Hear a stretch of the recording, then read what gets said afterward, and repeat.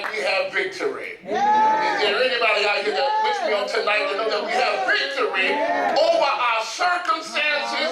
We have victory over our problems. We have victory. Talk to me tonight. Good old talk to me tonight. We have victory tonight. Aren't you excited that he died? But now he just didn't die. He didn't stay there, but he rose again. So now we have victory. Somebody shout victory. Hallelujah. Thank God for God and sparing my life and helping me be able to preach his gospel to him first, the head of my life, and to Pastor Cross. God bless you. Thank you, Pastor Cross, for the opportunity. And Junior Cross, thank God for my friend, my brother. Always a blessing for me in my life. Glad to have my friends here on tonight, the Reynolds. Thank you all for coming and supporting me always. And to my younger brother, Elder Henry. Good to see you, older brother. Don't want to hold you long on tonight because I believe you don't have to be long to be strong. But we're going to move quickly to the sixth word on tonight, the word of victory. Let us turn to the gospel according to Luke. Luke, the 23rd chapter and the 43rd verse. Luke, the 23rd chapter and the 43rd verse. I will be reading on tonight from the New King James Version on tonight. When you got to say amen. And it reads, and Jesus said to him, assuredly, I say to you, today you will be with me in paradise. Today you will be with me in paradise. Tonight I've been slated to preach the sixth word on tonight, the word of victory. Now tonight, time won't permit me to navigate through this narrative on tonight. So I'll give you the claim of the text right now. Now the claim of the text is simply this here, that the story of salvation is a story in which God makes provision to rescue humanity from a predicament that humanity got itself into. The philosopher Anselm says and writes in his treatise on this in the Latin called Cura de Homo, which is translated, Why God Man? But transliterated in the English, Why God Became a Man. The premise of Anselm's argument is simply this here, that sin is a crime for which a sentence must be paid. It is a debt which must be reconciled. For this reality presents a dilemma for the divine. Because God finds himself as the righteous judge, but also as a loving father. So he's got to sentence what he wants to save. So as the righteous judge, he's got to administer the law. But as a loving father, he doesn't want to kill the one who he loves the most. So he has to figure out a way that man who did the crime can sure enough do the time. Because only man owns the debt, so man has to pay it. But only God can satisfy God. So God can't be satisfied with what man has to offer. So what God does is that he has to figure out a way to create somebody that's man enough to owe it, but God enough to pay it. So he looks among the angelic host, looks among the angels, and cannot choose an angel because whoever performs this feat, humanity will be eternally indebted to them forever. And because God is a jealous God, he cannot have any angels getting the credit. So he leans over to the second person of the Trinity, baby Jesus, and he said, Daddy, I got this. And so Jesus then incarnates himself. It's a Greek concept called kenosis. He empties himself of divinity.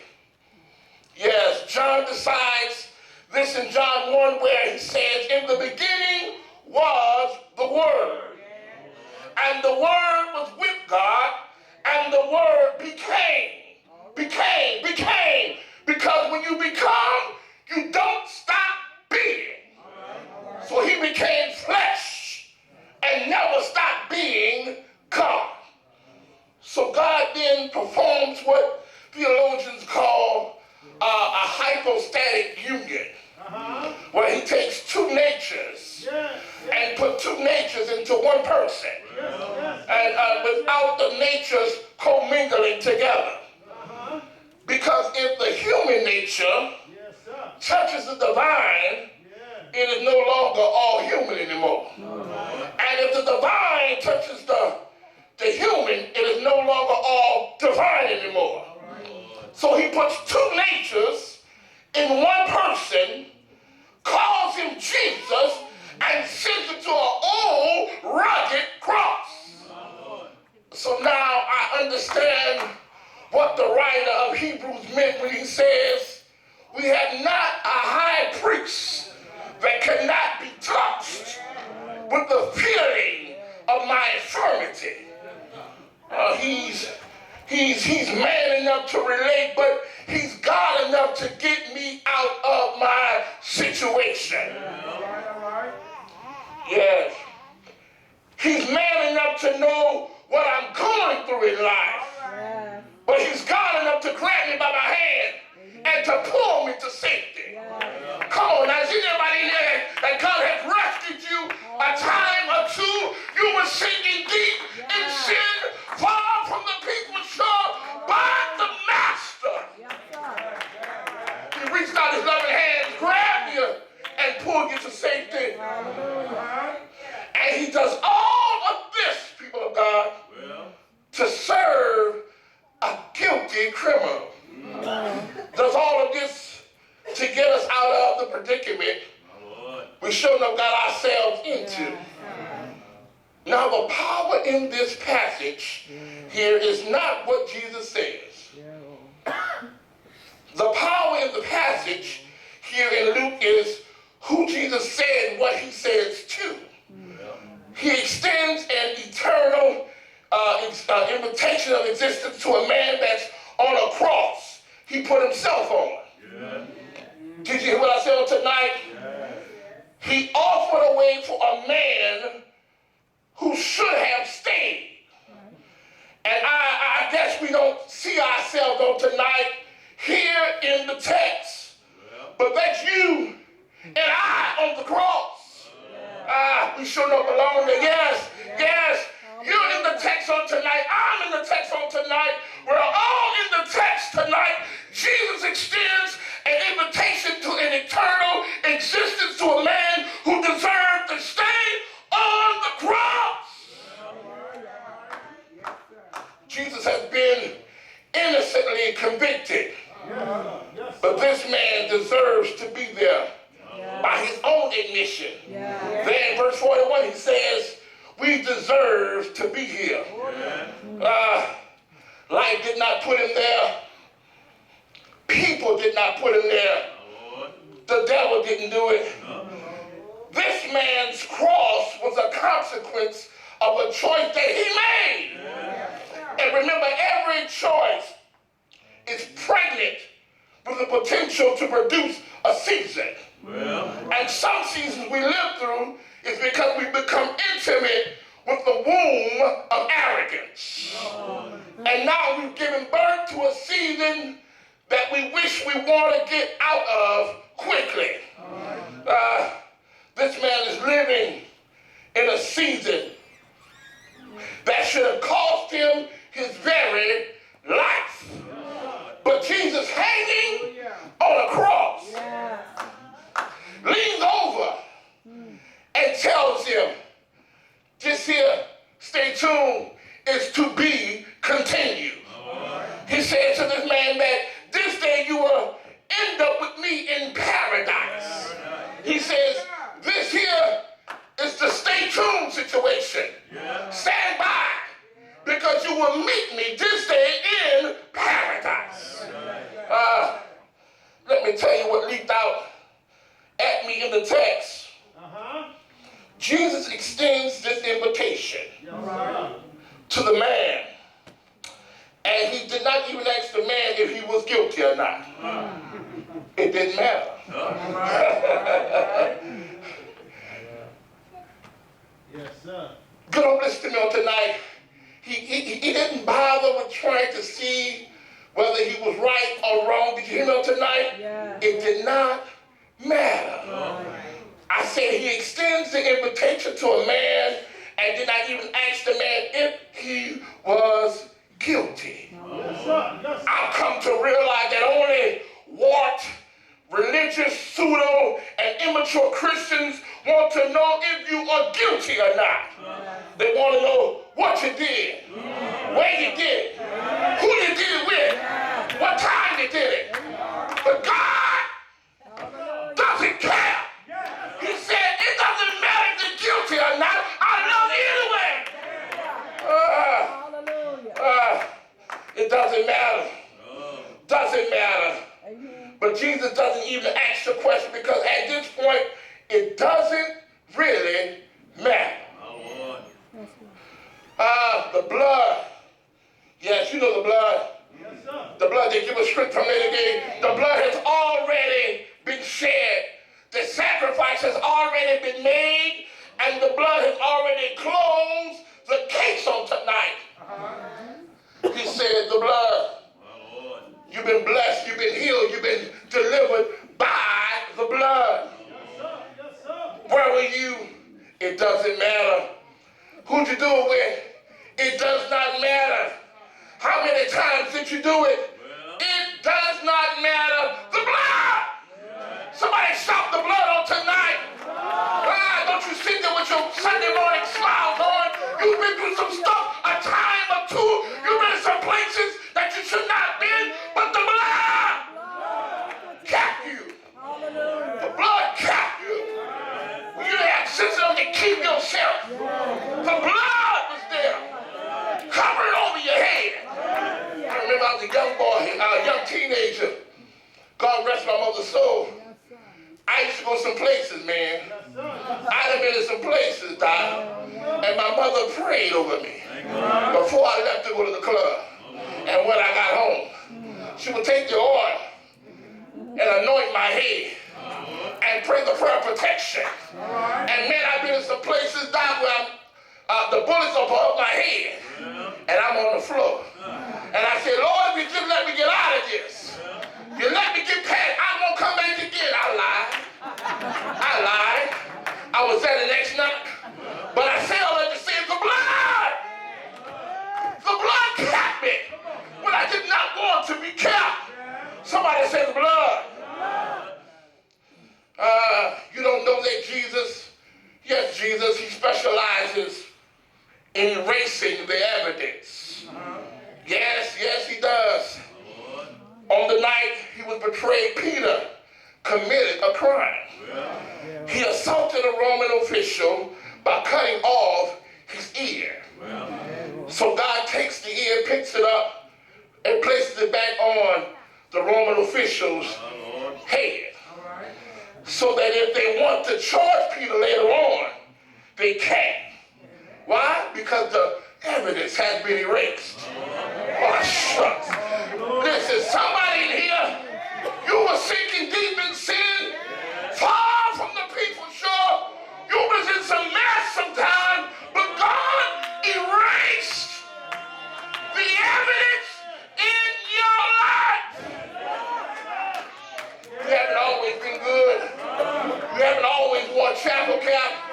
You haven't always worn your dress to the floor. You haven't always lived holy. You haven't been a low down dirty you, but God covered you. God covered you. He kept you. He kept you. And good hope, aren't you glad on tonight that God erases the evidence in our lives? He erased the evidence in your life because there were people who wanted to put a period at this point in your life. But God, using his divine eraser and erasing the period and put a comma. Yeah. God was saying, stay soon. This to be continued. What comes after a comma? A comma precedes a conjunction. Conjunction, junction. What's your function? I know you went to school, you heard about that. The function of a conjunction is simple. A conjunction does not end a sentence, but it transitions you to another part of the sentence. And somebody in here should shout right now because the devil wanted to put a period on your life, but God put the comma. He said this thing is to be continued. God said you don't have to live the way you're living. You don't have to be the way you are. He said I've erased the evidence. So tonight you have victory. You have victory from the grave. Because God did it.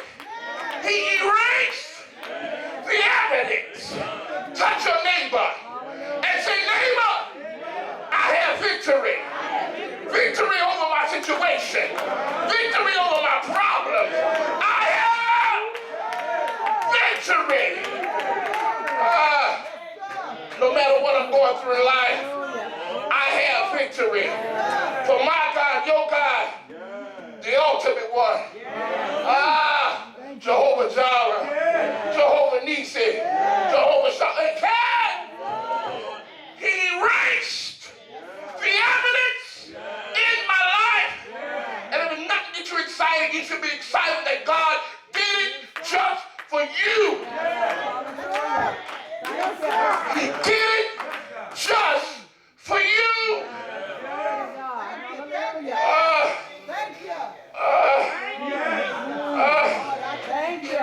Thank you, Jesus, for Calvary. Thank you, Jesus, for your victory over the grave. Thank you, Jesus, because on Sunday, they're going to pull him out. Thank you, Jesus, for victory on tonight. And before I pull up on tonight, I want you all to know that God loves you with a very loving and dear heart. He said it doesn't matter what you've done in your past. Matter of fact, what you've done just an hour ago. He said if you repent, turn from your wicked ways. Hallelujah. I thank God for salvation. I thank God for deliverance. You can be delivered from the mess that you're in. You have victory over anything that's in your life. On tonight, someone to sing victory. God bless you on tonight. Victory.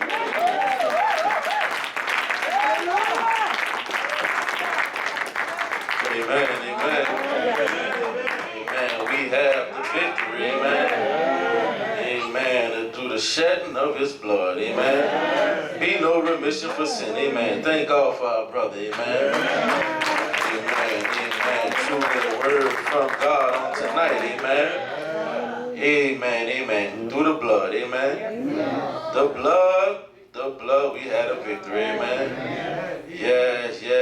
When you were saying about the blood, I was thinking about my auntie singing that song. The blood, amen, reaches the highest mountain. Huh?